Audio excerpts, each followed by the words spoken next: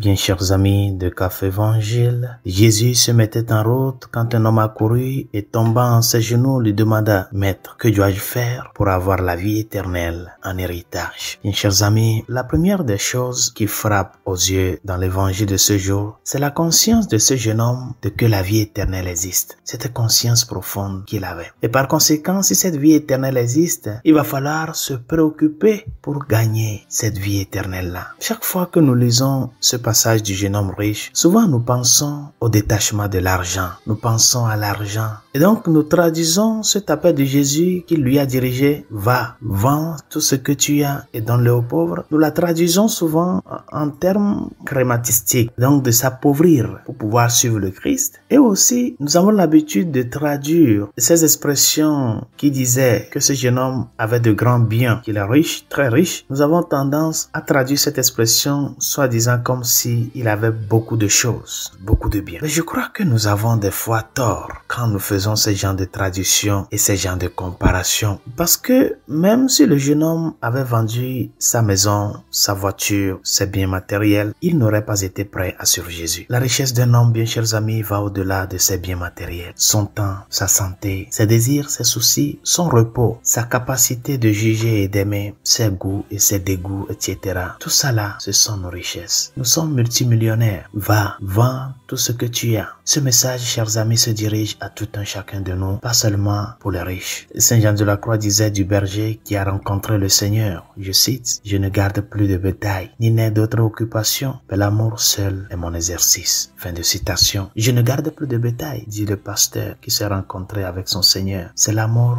qui est mon seul exercice. Je crois que c'est de cette manière que le jeune homme riche devait planter sa question. Que dois-je faire pour aimer davantage Dieu? En quoi puis-je manifester mon amour à Dieu? C'est de là que doit partir la construction de la vie éternelle dans notre vie. Et c'est en cela que consiste le vrai détachement. Celui qui désire Dieu et qui de surcroît désire autre chose que Dieu, même si c'est bon et noble, ne peut pas être un saint, chers amis. Va, vends tout ce que tu as. Signifie débarrasse-toi de tout ce qui n'est pas Dieu. Ton argent, ton temps, tes jugements, tes goûts et tes dégoûts, et même tes soucis. Et puis viens et suis-moi. Que sa grâce nous y est. Bonne journée. Dieu vous bénisse.